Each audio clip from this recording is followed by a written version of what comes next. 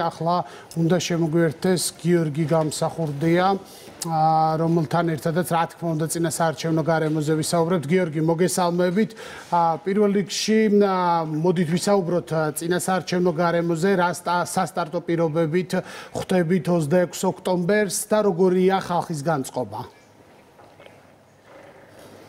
მოგესალმებით, მივესალმები მაყურებელს.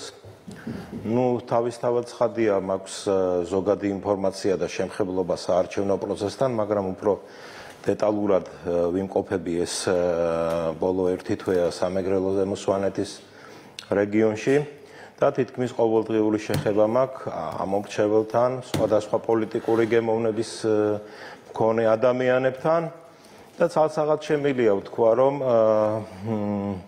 ის მოლოდინები, რასაც მართველი პარტია ისახავს, საომავლო მიზნად, საკონსტიტუციო უმრავლესობა არც თუ ისე არარეალურია, როგორც ეჩვენებათ ჩვენ მოწინააღმდეგეებს და როგორც ესენი ხატავენ სიტუაციას და ქმნიან ილუზიას, რომ ზოგიერთი პოლიტიკოსი წერს, რომ გადმოსაბარებლად უკვე მზად არის ხელისუფლება, მოღალატე ნაძირალა გახარია წერს, რომ თურმე სამი ეტაპი აქვს თუ სამი ვარიანტი აქვს, ეს მისი ტყუილების კიდე ერთი კასკადი, თუ როგორი უნდა იყოს მომავალი წარმატებული მთავრობა, ჩვენ ვნახეთ მის ხელში როგორი მთავრობა გქონდა და რა ლეველებს მივახციეთ. მაგრამ ამ ყველაფრის მიუხედავად ჩვენ და ჩვენი მომხრეები მივდივართ წინ. ყოველდღიურად ვაწარმოებთ შეხვედრებს, უხსნით კიდევ ერთხელ სამომავლო საფრთხეებს, თუ რა შეიძლება მოიტანოს ქვეყნისთვის ამ ადამიანების თუნდაც სიახლოვეს გაკარებას. აი ხშირად მესმის ხოლმე კოალიცია, რა თქმა უნდა, ყველა ჩვენთაგანი თან ხვდება, რომ არც თუ ისე ცუდი მოდელია ჩვენი ქვეყნისთვის, მაგრამ აი ამ ხალხის პირობებში, რომლებიც აი პოლიტიკურ სხვა ბანაკში დგანან, აღარ ჩამოვყვები ყველამ ვისაც ვიცით მათი თანმიმდევრობა, ეს ყოვლად წარმოუდგენელი მოცემულობა, იმიტომ რომ ჩვენ მავნებლებთან აგვაქვს საქმე, ჩვენ ბოროტმოქმედებთან აგვაქვს საქმე, მათი მომხრეები, ეგრეთ წოდებული ყოფილი ძალოვნები ცოტა რაღაცა ცდილობენ, რომ კანონის ჩარჩოდან გავიდნენ, მაგრამ აქვე მინდა გავაფრთხილო, იმიტომ რომ რამოდენიმე მათგანი ჩემი მიღებულია ოდესღაც სისტემაში, რასაც ძალიან ვნანობ, ამას რამოდენიმე 20 წლეულის წინ ვიძახი და რამოდენიმე 10 წლეულის წინ ვიძახი, მაგრამ პასუხი გაეცემა უმკაცრესი და კანონის სრული დაცვით. არავინ მათ არ მოერიდება და თავზე ხელს არ გადაუსვამს. აი ესე მოკლედ აგიხსენებთ ჩვენს წინასაარჩევნო სიტუაციას. ჩვენ შეგვექმნა შთაბეჭდილება რეგიონში არსებული სიტუაციის და განწყობების შესახებ იმ შეხვედრის მიხედვით, რომელიც სულ 2 დღის წინ გაიმართა ზუგდიდში და ეს იყო მართლა ძალიან შთამბეჭდავი, მასშტაბური ღონისძიება და იგრძნობოდა დიდი მუხტი და მზაობა იმისთვის, რომ მართლაც გადამწყვეტი არჩევანი უნდა გააკეთოს მოსახლეობას. ხალბატონო მაგდა, დიახ, მიუხედავად იმისა, რომ ხატავდა მათი საინფორმაციო რუპორები ხატავდნენ ესეთ რეალობას, რომ თითქოს ეს ხალხი ჩვენ რაღაცა მატერიალური რესურსით, რაღაცა ადმინისტრაციული რესურსით მოვიზიდეთ, თქვენ წარმოიდგინეთ, იყო ამინდის გართულების საშიშროება, მაგრამ მიუხედავად ამისა, უმაღლესი მაჩვენებელი დაიდო და უმაღლესი მაჩვენებელი დადო რეგიონმა და უმაღლესი გამოხატულება, იმ პირობებში, რა პირობებშიც ახლა ჩვენა ვართ,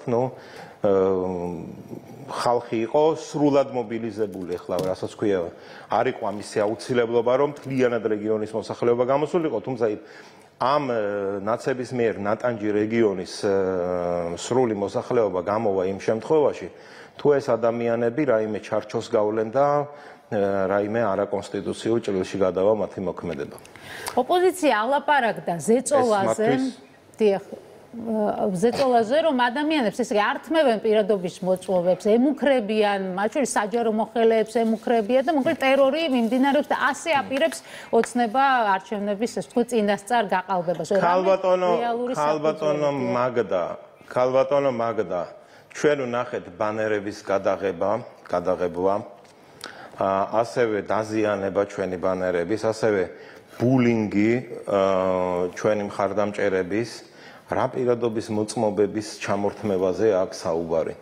მე მსგავსი არ გამიგია, რა თქმა უნდა გაგონილი მქონდა, როდესაც ისინი ბრძანდებოდნენ ხელისუფლებაში, მაგრამ ესეთი ფაქტი არ არსებობს, ესეთი ფაქტი, მე აქ ყოველ შემთხვევაში არ გამიგია, მაგრამ ეს რაღაც გაღმით მიდავების ტაქტიკა აქვს არჩეული, კიდევ ერთხელ ვიძახი და ჩვენი მხრიდან უყურებთ დინამიურ საარჩევნო გარემოს, ნორმალურ შეხვედრებს, პოლიტიკურ დიალოგს და ასე შემდეგ და იქით ამ მხრიდან რითიც პასუხობენ კი უყურებთ. ავიღოთ მარტო თქვენი საინფორმაციო ბადე, იმედის არ გადავალ ხა სხვა ტელევიზიებზე და ავიღოთ მაგათი ერთიანი სახელი ქვიათ ნაცტელევიზია, მაგათი საინფორმაციო დეზინფორმაცია, ბულინგი, ხალხზე მივარდნა, შეურაცხყოფელი სიტყვები, გზავნილები. არ ეგონოთ მათ, რომ ჩვენ ეს არ შეგვიძლია, უბრალოდ მათ დონემდე ჩვენ არასოდეს არ დავალთ. ისინი პლინტუს დაბლა არიან და ჩვენ არ ვაპირებთ, რომ პლინტუს ჩავწდეთ. გიორგი, მთავარი გეგმა უკავშირდება არა 26 ოქტომბერს, არამედ 27 ოქტომბერს, როდესაც სალომე ზურაბიშვილმა ამ გეგმის მიხედვით უნდა გამოაცხადოს არჩევნები გაყალბებულად. როგორ წარმოგიდგენიათ პროცესების განვითარება და რასთან გვექნება საქმე? კი და პირადობაზე გამახსენდა დღეს მივიღე ეგეთი ინფორმაცია, რომ პარტია ახალის წარმომადგენლები 200 ლარს პირდებიან ერთი ხმის სანაცვლოდ და 200 ლარს შემდეგ. საინტერესოა საიდან აქვთ ეს ფული და რა წყაროებიდან ღებულობენ. ხო, ეხლა აღარ შევალ დეტალებში, გასაგებია უკვე თემა საიდანაც არის ეს ყველაფერი. რაც შეეხება თქვენ შეკითხვას, სალომე იქნება როგორც ყველა მავნებლობის ქართულ პოლიტიკაში მისი ყოფნის გამხმოვანებელი, იმიტომ რომ ამ ადამიანს შუბზე ძარღვი არა აქვს, ეხლა მის მორალურ და პირად ცხოვრებას არ შევეხები, ეგ არ არის ჩემი საქმე და ჩვენი საქმე. ეს იქნება ყველანაირად ყველაფრის ასე ვთქვათ გამправებელი, გამხმოვანებელი და ეს იქნება რუპორი, ბევრი ნამუსგარეცხილი პოლიტიკოსი, რომელიც იქით ამ მხარეს ბანაკშია, რომელიც ელემენტარულად შეეცდება რომ თავი აარიდოს ამ რაღაც ისტორიულ სირცხვილს, ეს ხალი ყველაფერზე ხელს მოაწერს და რა თქმა უნდა ეს არის ჩვენ არაერთხელ გვისაუბრია ეთერში, არაერთხელ გამგვიხილია ეს პირად საუბრებშიც მეგობრულად, რომ ამ ადამიანების მიზანი არის კიდევ და კიდევ ერთხელ გეუბნებით მოვლენების რადიკალიზაცია, რომ მიიღონ საკონსტიტუციო უმრავლესობა თვითონ თან იმ დოზით, რომ საერთოდ ყველაფერი გააправონ და ყავდეთ მარიონეტული გიორგი თარგამაძის თვითონ როგორც ეძახდნენ გაჯონიშს, მაგის მეთაურობით რაღაცა ოპოზიციური ვითომ ჯგუფი, რომელიც უბრალოდ იქნება რაღაც შირმასავით, როგორც აუშვათ ბელარუსშია და სხვა ქვეყნებშია.